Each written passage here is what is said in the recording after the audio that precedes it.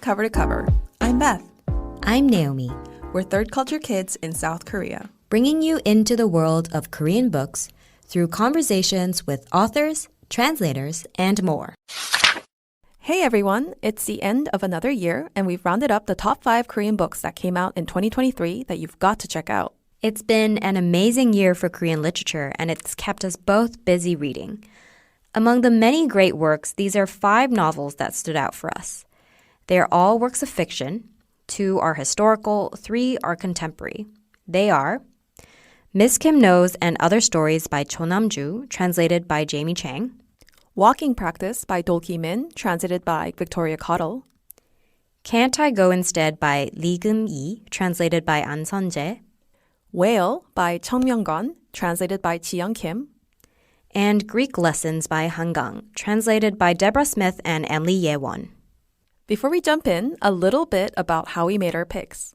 It was quite an organic process. We had a couple that we read earlier in the year because they were either shortlisted for an award or they were highly recommended to us. We also chose some because they reflected key themes that are quite controversial or they touch on timely issues in South Korea today, such as feminism, generation gaps, and LGBT rights. There's something for everyone. We also went through the list of translated books in the digital LTI Korea Library. That's the Literature Translation Institute of Korea, to look at what's been published this year and what spoke to us. If you're ever looking for new translated Korean titles, not only in English, but also in other languages, that's a great resource, by the way. We've got a lot to unpack, so let's dive in.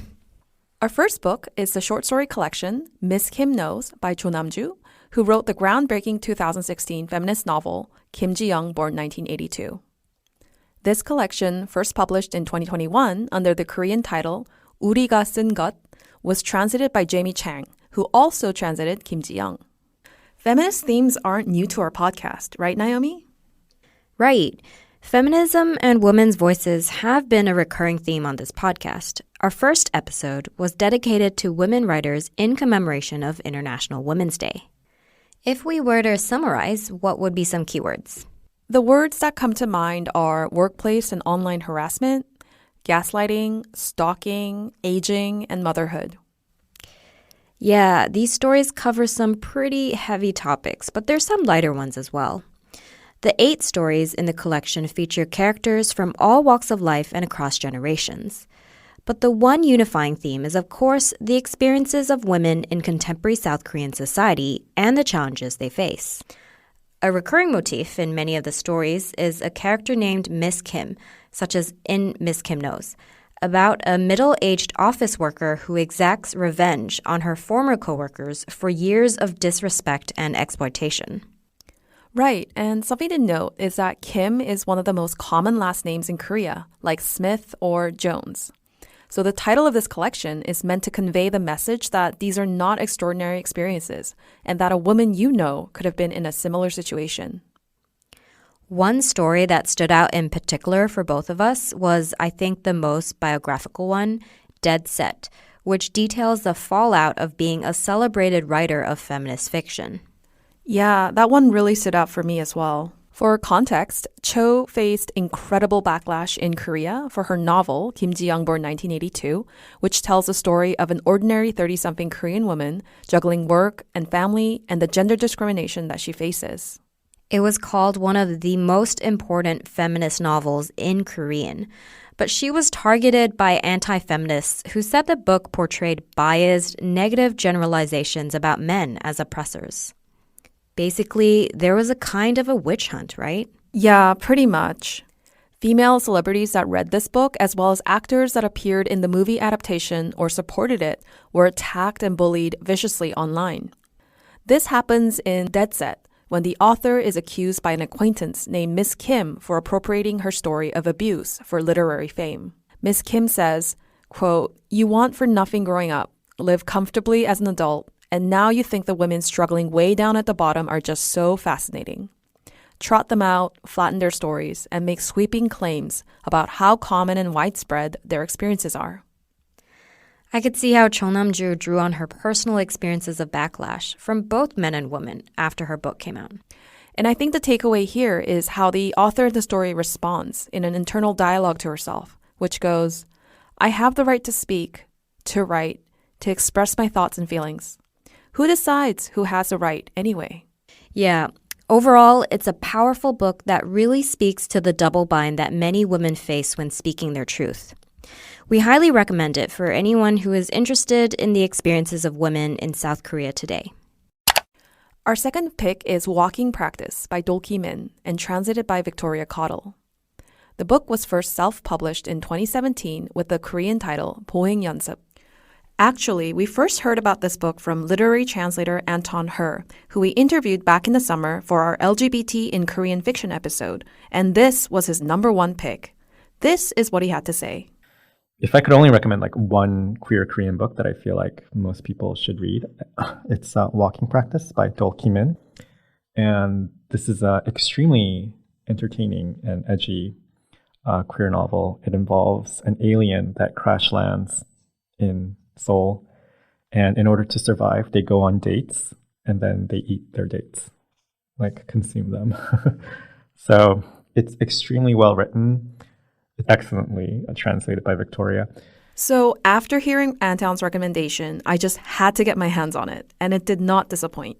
It's quite a trippy read. So what are the underlying themes and what resonated with you the most? This book is at turns funny and grotesque, and ultimately highlights the alienation and loneliness of being an outsider in contemporary capitalist society. It's also work that underscores the invisibility and marginalization of LGBT individuals in South Korea. If someone's not a big fan of sci-fi or aliens, would you say it's something that they would also enjoy reading? Definitely. It's actually categorized as speculative fiction because it's more of a stream of consciousness novel that gives some insight into the psyche of an isolated individual, which I think many people can relate to. It's also quite relevant to what's going on around the world, which is seeing record numbers of social isolation among young people. The text itself is quite interesting visually, with some parts that look like there's been some sort of typesetting error, but this was actually an intentional choice by the translator. Yeah, Victoria, the translator, explains in a note that the expansion and contraction in the text is a way to visualize in English the way the Korean text separates and clusters characters when the tension breaks. The book also includes these stunning illustrations that Dol-ki drew himself of what the alien Mumu could look like. Beth, when you read it, how did you picture Mumu look like? Honestly, the illustrations were so fantastical and grotesque that it did help me, but I think that ultimately it was the textual descriptions that were the most vivid for me. And I can also say that his drawings definitely drew the translator, Victoria, in. Here's what she had to say. I originally got in touch with him via Instagram.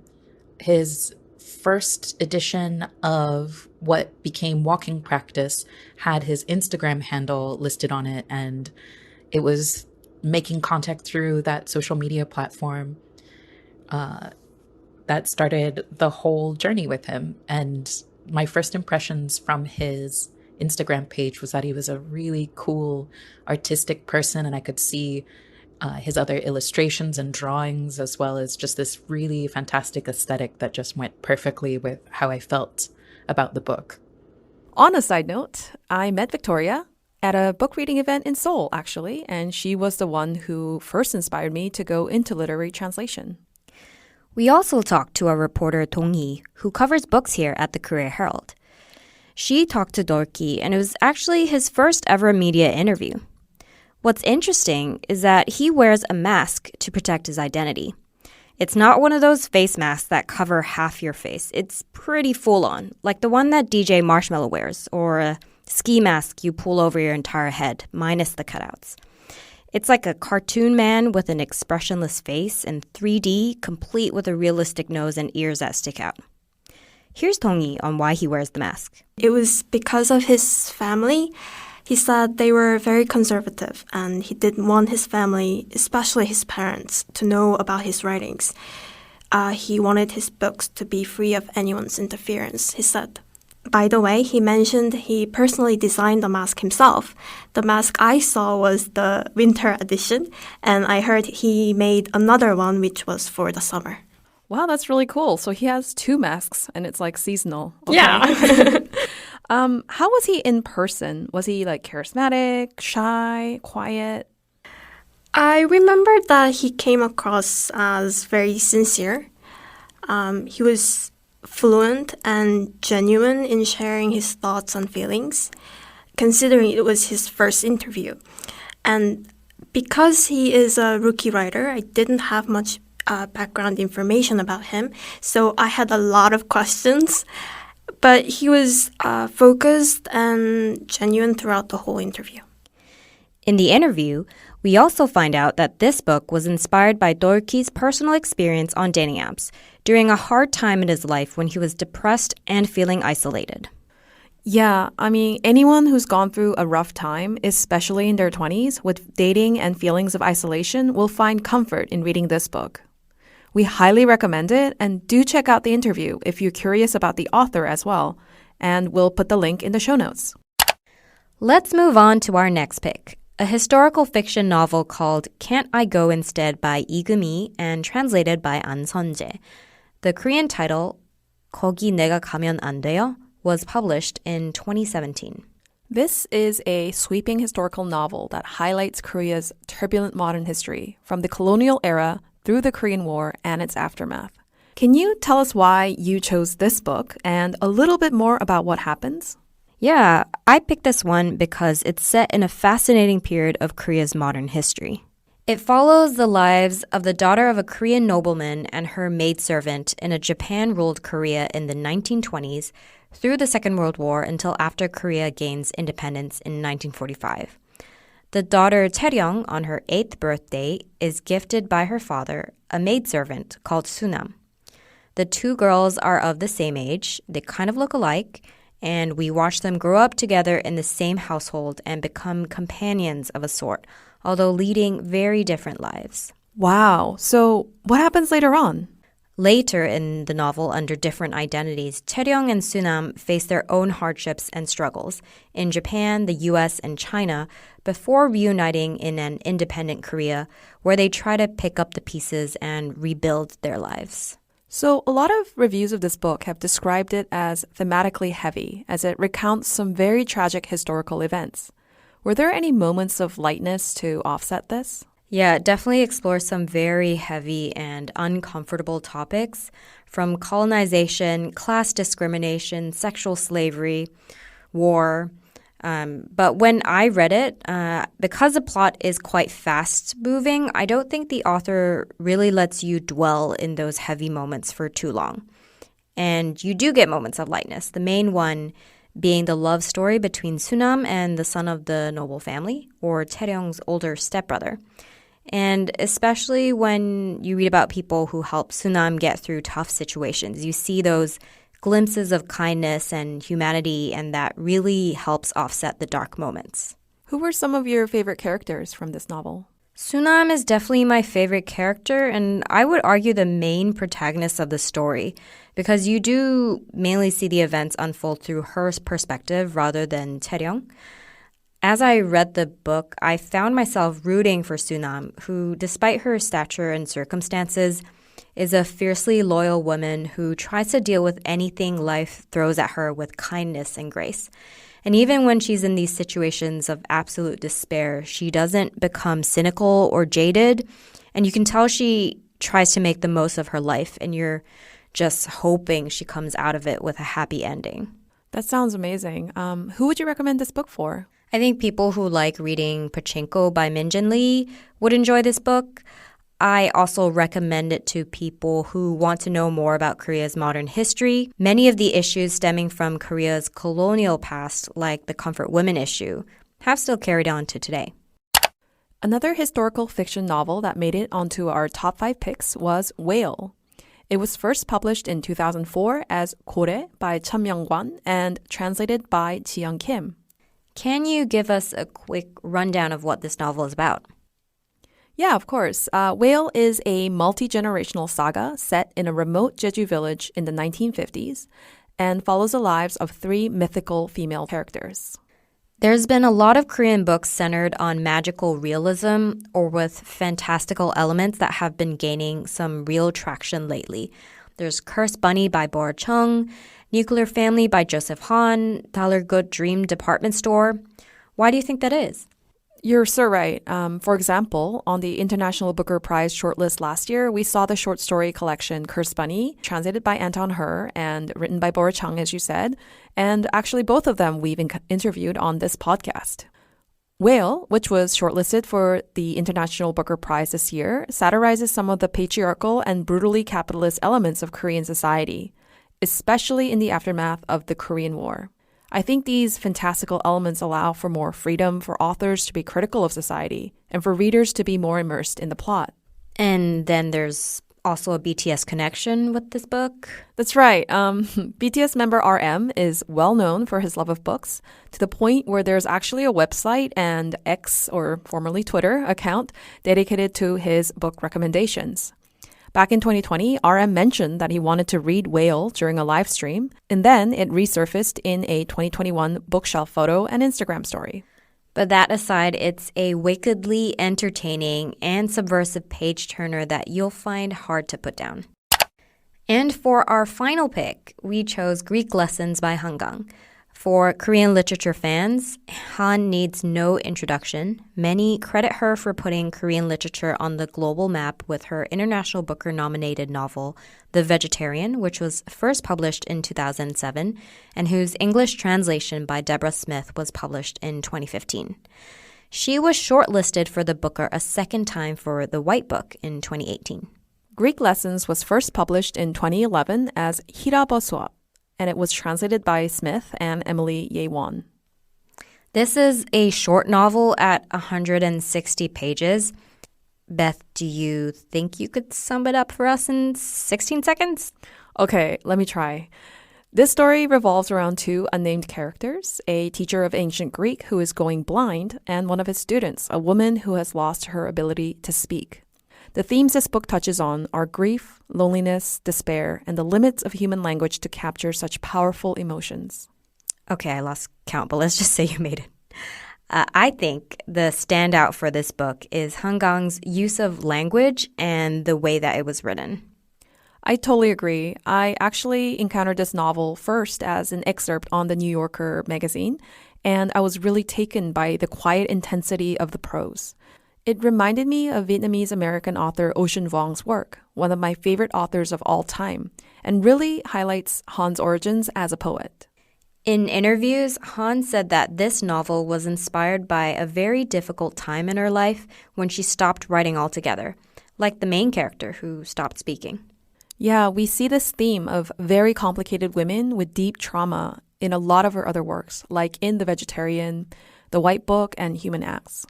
I highly recommend this for fans and first-time readers alike. And that brings us to the end of our 2023 roundup. We hope you'll get a chance to read some of these books and enjoy them as much as we did.